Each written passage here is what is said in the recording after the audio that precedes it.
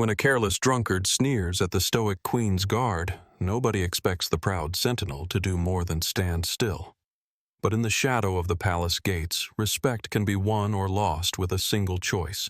And today, one guard will show that true valor answers insult with action. Golden light spills over the wrought iron gates of Buckingham Palace as dawn breaks. Cobblestones glisten under the weight of an early morning mist, and the air carries the faint hum of London stirring to life. Along the wide plaza, the Queen's Guard stands at attention. Tall, immovable figures in scarlet tunics and bearskin hats, rifles resting against their shoulders like silent sentinels. Officer Thomas Aldridge is among them, his chin lifted, chest straight, eyes fixed on an invisible horizon. Each measured breath and slow shift of weight speaks of years spent mastering the art of stillness. A lone pigeon swoops low, brushes past his boots, yet Thomas remains unflinching, part man, part monument to duty. Tourists gather at the railing, whispering in hushed awe as they snap photos. Some try to catch his eye, others crack jokes beneath their breaths, believing humor might crack the facade of steel. But Thomas's expression never changes.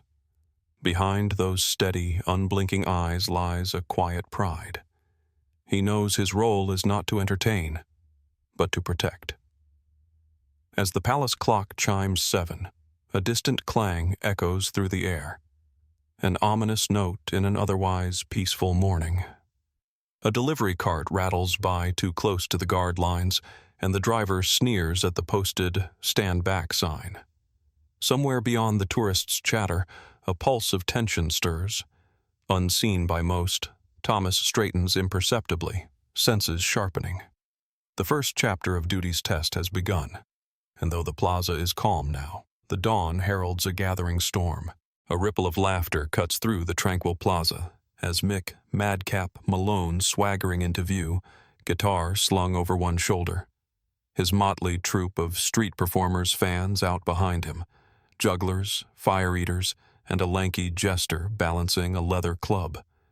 They circle the royal guard like sharks sensing prey. Mick, a wiry man with a crooked grin and paint-smudged cheeks, fixes his gaze on Officer Aldridge. "Oi," he hisses, voice carrying clear to the nearest tourists. "Nice hat, mate. How many squirrels died for that?" He jabs a thumb at the bearskin, then strums a mocking chord on his guitar. Thomas's jaw remains unclenched. He shifts his weight from left foot to right, the only sign of life besides his steady breathing. Around him, visitors murmur and edge closer, torn between awe and disbelief. Emboldened, Mick reaches out and shoves the rifle, just enough to tilt its barrel off balance. The metal butt rattles against the stone, and a collective gasp hushes the crowd. Mick laughs, leaning in. "Come on, soldier boy, say something. Or you too posh to talk?" Thomas's gloved hand hovers an inch from the rifle, but he does not move. His lips part, just once, to speak. "Step back." The words are low but crisp, carrying the weight of command. Mick scoffs. "You hear that? He talks. He's got a voice." He shoves the rifle again, harder this time. The tourists flinch. Some pull back. But Mick only smirks, his challenge laid bare. In that heartbeat, the plaza's calm fractures. The first provocation has been made, and the gauntlet thrown. Mick Malone retreats a step, cackling, then calls out to two burly companions lurking in the crowd. In an instant, the air sours as the twins, big-shouldered thugs known on the streets as Vaughn and Briggs, shoulder their way forward. Their eyes glint with mischief, and the tourists scramble back, sensing trouble. Without warning, Vaughn shoves a young visitor against the stone balustrade, sending her camera skittering across the plaza. Briggs punches the air, taunting the guard. "What are you gonna do, fancy pants? Salute us to death?" The jester from Mick's troop flicks embers of juggling fire dangerously close to the guard's rifle barrel. A ripple of fear runs through the onlookers. Some clutch loved ones. Others reach for guardsmen stationed down the line. But Thomas Aldridge remains unnervingly calm until a cold realization steals his resolve. This is no street jest. It's an attack on the honor he swore to protect. He leans forward, voice barely above a whisper yet cutting through the chaos. Enough. Then, in one fluid motion, he steps off his mark, rifle lowered but ready. The plaza hushes. Tourists hold their breath. The lines between performance and violence have been crossed, and now the Queen's Guard will answer the challenge in kind. Time seems to slow as Thomas Aldridge advances. Vaughn lunges first, fist cocked, but the guard's training kicks in. With a swift pivot of his boots, he sidesteps and uses the rifle's butt to deflect the blow. The crack echoes, a percussion note sealing the start of combat. Briggs charges next, swinging wildly.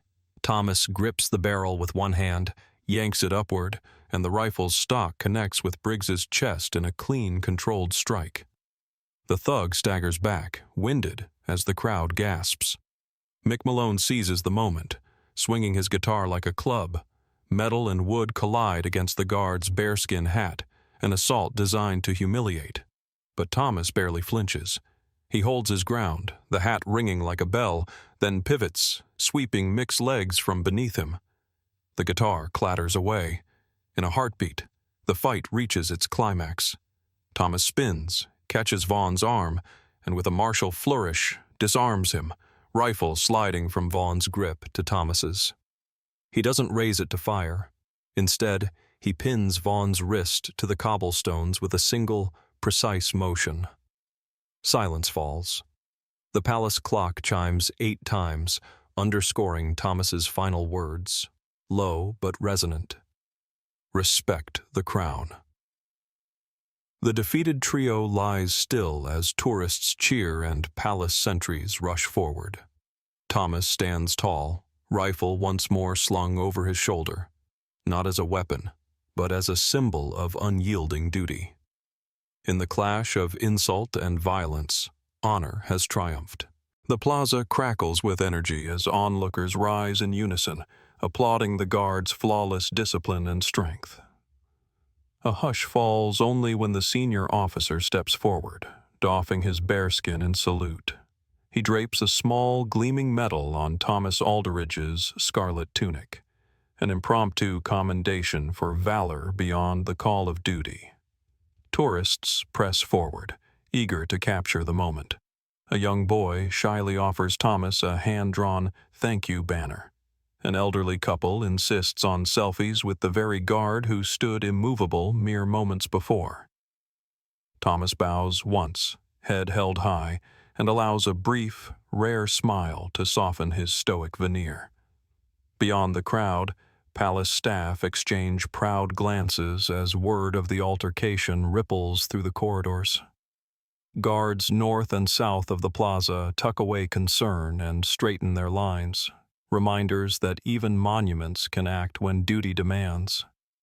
As twilight gathers, Thomas returns to his post. The plaza, now bathed in golden lamplight, feels different, charged with reverence. He resumes his watch, rifle resting gently at his side, no longer merely an ornament of ceremony but a testament to living courage. A final voiceover drifts over the scene. Some stand as statues, others stand as sentinels. True heroes do both. The palace gates close on the day's drama, leaving behind a legend that will be told whenever bearskins rise at dawn.